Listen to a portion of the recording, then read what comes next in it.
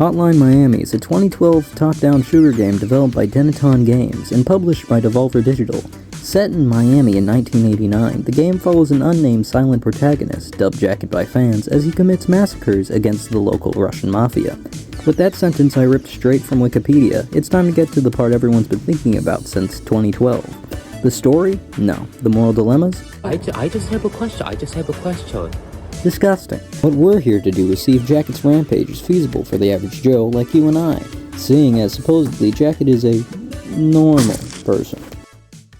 First of all, Jacket's attire. Shoes, jeans, belt, shirt, varsity jacket that makes me look like a high school bully, and rubber chicken mask. Where your clothes at? First, look at this punching bag. Very clear, very dirty. Now, throw this mask over your head, and behold, you can't see shit.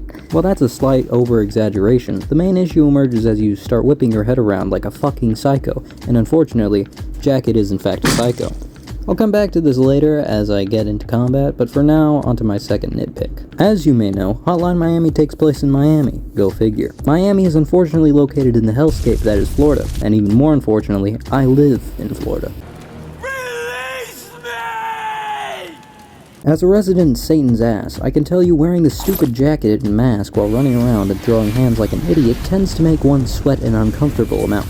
I am aware Ken and Jacket would probably not make a fuss about turning into a human sponge, but he doesn't talk, nor is this his video.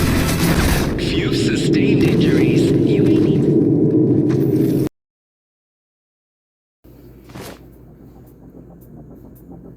Hotline Miami has knives, machetes, hammers, these hands, sledgehammers, and revolvers along with every other gun known to man.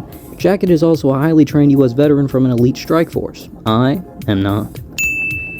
I'll be looking over the guns for the most part, because they're guns. Having a rubber mask does not impact one's ability to squeeze a trigger, and the physical feats to do so are much simpler than, say, knocking a guy on his ass in one punch. The average range of engagement for Jacket and the poor Russians he bullies is often quite close quarters, and if you can't hit someone with a gun from 20 feet away, you may need to consider visiting an optometrist. Jacket's fighting techniques are pretty basic. You don't need to be a trained veteran to swing a hammer around randomly. Thank the stars for that, my crusades against the homeless stay unimpeded. However, there is something to be said about the way Jacket throws things, because in layman's terms, what the fuck? Looking at footage, we see this man can absolutely chuck a sledgehammer past the whole ass screen.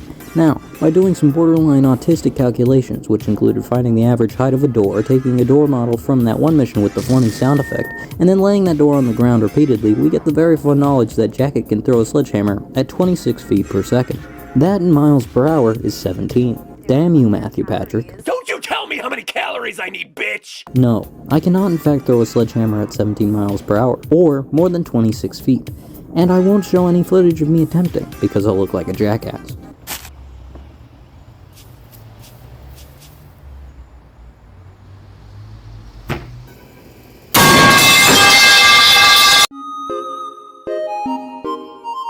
Apart from that, there's not much to say about the rest of what Jacket does. I don't mean to alarm you, but getting your throat slit will in fact kill you, so will an autistic chicken man slamming an axe down on your skull after kicking you down. These things may be difficult to believe, but I think you're old enough, champ. Uh-oh, did you hear that? It's the mask again. You know how the vision was already bad? Now imagine that, but if you're flinging around because you're boxing. It's a certain type of hell trying to actually see what you're doing, but it can be done if you pray to your favorite deity. Mine is Goro Majima. On a serious note, if someone were to come at me from any other side, I probably wouldn't see them and fucking die. Also, full disclaimer, I do not box and just hit a heavy bag for recreational purpose, so my form is probably shit in all of this footage. Regardless, it's not great, and more than that, the mask likes to do a sick-ass flip off the front of my face. Here is Past John with his opinion.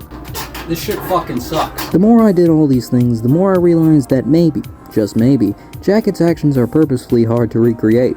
Maybe I was just like the fans from Hotline Miami 2.